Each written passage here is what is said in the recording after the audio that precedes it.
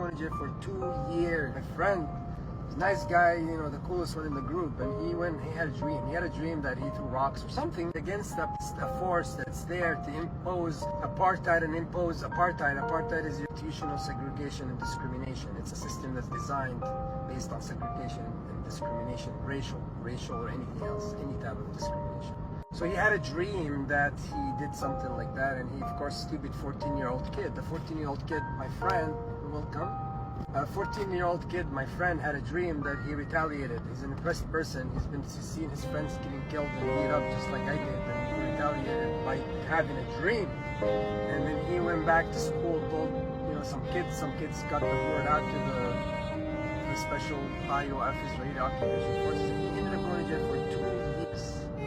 2 years, imagine a 14-year-old. By the way, I'm not saying anything about Israel right here. I hope peace. This BridgeTheGap movement is about touching the hearts of the Israelis, making sure the Israelis, the amazing parents with amazing kids, know that we're at an intersection. It's not the right time to make their own choice. They have the best education, the best food, the best everything for their kids, and they cannot teach their kids to hate. They cannot set up a path for them to fail, to have PTSD, go to war, oppress their neighbors, their nurses, kill their other doctors and nurses. I am connecting with the opposition. We're not taking sides, we're including the opposition. So my friend over here, he went to jail for 2 years.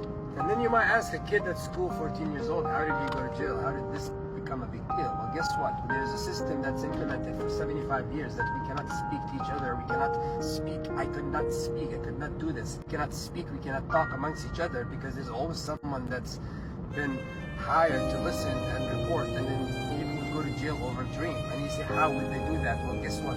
This is a powerful organization. Apartheid is running by a country, a very strong, powerful country with a lot of knowledge and advanced people, psychologists. It's simple, it's easy. Kids will be crossing the border or going somewhere, they'll stop them, they'll arrest them, they'll take them to jail, and then they'll have a girl seduce them, and then boom, you have a video. Seriously, that's exactly how they do it. This kid doesn't want to be ashamed. He'll go to my town, he's one of my friends, he doesn't want to be exposed. And again, there's other ways, there's money, there's, you know, you can get someone to do that for you. And then that one person reports, and then people end up getting alive, people go to jail, people.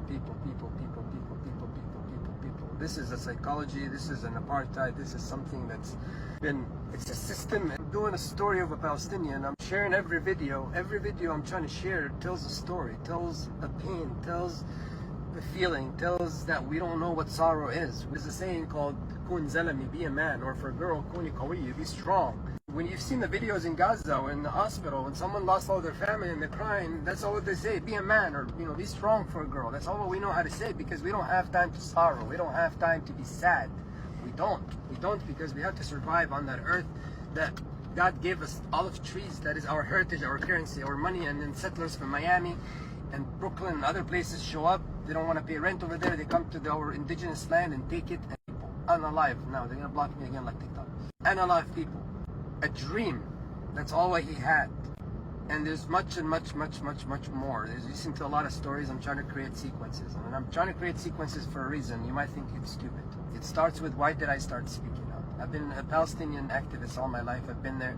I go there 2 or 3 times a year for the past 10, 15 years. I have a sticker on my car called Handala, which is an artist that was pro-Palestinian artist that was assassinated and drew that little cute, you know, logo that's on my car, that I've always had on my car. And I've tried to diversify my business to have offices there to help people and to employ. But all my life I thought I wasn't doing enough, and I wasn't doing enough, and I know I wasn't doing enough. But the problem is this thing called humanity that comes at night, and the voice that you hear, it's not a crazy voice that you hear in the middle of nowhere. No, it's a voice, a real voice that we hear on our phones. It's a real voice that you hear on your tangible holding phone. You click play and you hear a kid crying for help, like Hind Rajab, who called us from her car. She called us from her car. She called us from her car, where the bodies of her dead family are around her. You put yourself in this person's life.